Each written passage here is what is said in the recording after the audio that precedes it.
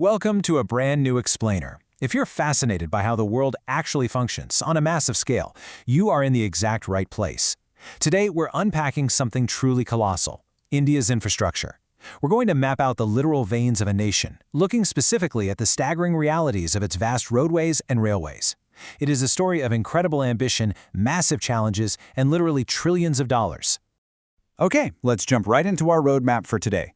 We're going to quickly define what infrastructure actually means, look at the sheer scale of the trillion-dollar pipeline, zoom in on the railways, unpack the big privatization debate, and finally explore India's incredibly vast road network. Starting things off with Section 1, defining infrastructure. You know, when we hear the word infrastructure, we almost always picture poured concrete, right? Roads, bridges, that sort of thing. But from a macroeconomic perspective, it's way more than just construction. It's really a dual-pronged support system that keeps a modern industrial economy humming. On one hand, you've got economic infrastructure. Think of this as the engine. That's your energy grids, your transport networks, and communication systems. Then on the other hand, there's social infrastructure. That is the foundation of the people themselves, covering health, education, and housing. Both are absolutely crucial. If either one lags, the whole nation's growth and quality of life kind of stutters. Moving right along to Section 2, the trillion-dollar pipeline. Now brace yourself, because we're about to talk numbers that are genuinely hard to wrap your head around. 1.4 trillion US dollars. That is what India plans to pump into its national infrastructure pipeline in just a 5-year window. It's a massive, staggering financial commitment meant to totally overhaul the country's economic and social foundations. We're not just looking at a big budget here. It's a full-blown vision to catapult the nation's logistical capabilities straight into the future. And here is what a $1.4 trillion investment actually looks like out there in the real world. We're talking about India stepping up as the third largest construction market globally. We're looking at a logistics market projected to hit an unbelievable $320 billion by 2025. And it's not all just corporate or commercial either. On the social infrastructure side, literally millions of houses have been sanctioned, grounded, and built under schemes like the Pradhan Mantri Awas Yojana. It's just phenomenal, breakneck growth across the board. All right, Section 3, Railways, the national lifeline. The Indian Railways isn't just another way to get around. It's literally known as the lifeline of the nation, tying this enormous country together. And there are some huge, systemic perks to this multi-gauge network. It's incredibly energy efficient, which actually makes it the least polluting mode of mass transport available. It boasts a remarkably solid safety record when you consider the sheer scale of movement. And this is key. Since huge stretches run entirely on electricity, it doesn't have to rely completely on imported petroleum fuels. But let's flip the coin for a second. When you have a network this historic and this heavily used, you are bound to hit some serious structural roadblocks. The tracks are incredibly congested, and while the overall macro safety record is fine, that massive daily volume still leads to very real safety concerns and, frankly, poor service delivery for everyday passengers. Then there's the financial headache of cross-subsidization. Basically, freight charges are kept high to keep passenger tickets artificially cheap. That leaves the whole system strapped for the internal funds it desperately needs for vital upgrades. It's a classic case of skyrocketing demand completely overwhelming the capacity. So how on earth do you fix a bottleneck that massive? Well, the government stepped in with some absolutely huge interventions.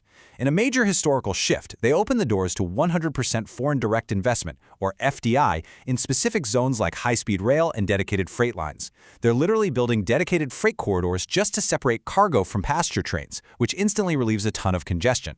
Plus, to tackle those safety issues head-on, they rolled out the Rashtriya Rail Sanraksha Kosh, a heavily funded dedicated safety resource.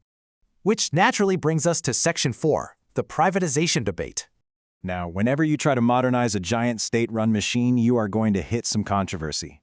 There's a real tug-of-war here between economic arguments and social concerns, and it's super important for us to look at both sides objectively. On side A, proponents argue that we absolutely need privatization to bring in heavy investment, cutting-edge tech innovations, and sheer capacity that the states simply cannot afford to build alone. But then on side B, the concerns are incredibly valid too. Critics argue that if a private company is just chasing profits, the whole social service aspect of the railways gets compromised. People are worried about private operators having the autonomy to jack up fares, focusing only on short-term gains instead of long-term, equitable nation building. To really grasp this debate, we've got to look back, because this conversation definitely didn't happen overnight. Just tracking the timeline shows how the thought process has evolved. Back in 2001, the Rakesh Mohan Committee suggested merely outsourcing the non-core stuff. Fast forward a decade to 2011, and the Sam Pitroda Committee pushed a bit harder, calling for formal public-private partnerships. Then by 2014, the Bibak-Debroy Committee made massive waves by recommending almost complete privatization of the railways. You can really feel that narrative momentum building over the decades, pushing further and further toward private involvement. And all those years of committee reports and endless debates finally hit the tracks in a tangible way. In 2019, India launched the Tejas Express. Running between Lucknow and New Delhi, it marked a historic milestone as the nation's first quote-unquote private train. It was a massive, real-world proof of concept for all those privatization initiatives we just unpacked. All right, let's pivot to our final chapter, Section 5, India's vast road network. This is where the data completely shatters what you might expect. When most of us think of road infrastructure, we instantly picture these massive multi-lane national highways. But national highways, the ones maintained by the central government, make up barely 1.94% of the entire network. State highways? Just under 3%.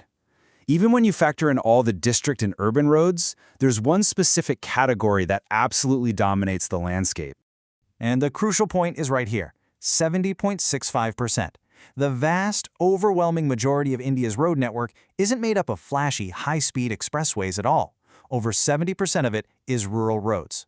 We're talking about the vital, often smaller dirt and paved roads that connect remote villages to each other, getting local farmers to their nearest market centers. It really puts things into perspective. In a country this large, true infrastructure is fundamentally all about rural connectivity. But, of course, with an economy growing this incredibly fast, the demand for mobility is skyrocketing, and the roadways are feeling the squeeze. Our existing highways are hitting severe capacity limits, and despite making up 70% of the network, getting reliable, all-weather access to rural areas is still a massive hurdle. Add in the constantly escalating costs of building these roads, plus the very real, very serious safety concerns and daily accidents, and you've got a formidable set of challenges. So to tackle these friction points, the government solutions have had to be equally massive. For the rural sector, there's the Pradhan Mantri Gram Sadak Yojana, which is laser-focused on connecting those villages. On the macroeconomic side, you've got the Bharat Mala Priyojana, an incredibly ambitious push to build giant economic corridors and greenfield expressways. And to make sure we aren't just paving over everything in sight, the Green Highways policy mandates serious plantation and beautification along these new routes. It's a genuinely multi-layered attack to fix the infrastructure deficit. So we've walked through the macro definitions, those mind-blowing trillion-dollar budgets, the fierce railway debates, and the rural reality of the roadways. Which leaves us with one really provocative thought. As India builds the veins of its trillion-dollar future, can it successfully balance rapid, high-tech modernization with the basic, equitable access that every single citizen needs? It's that ultimate tension between the bullet train and the rural dirt road. How the nation navigates that balance is absolutely going to define its economic destiny. Thanks so much for joining me on this explainer. Keep learning, keep questioning, and I will see you next time.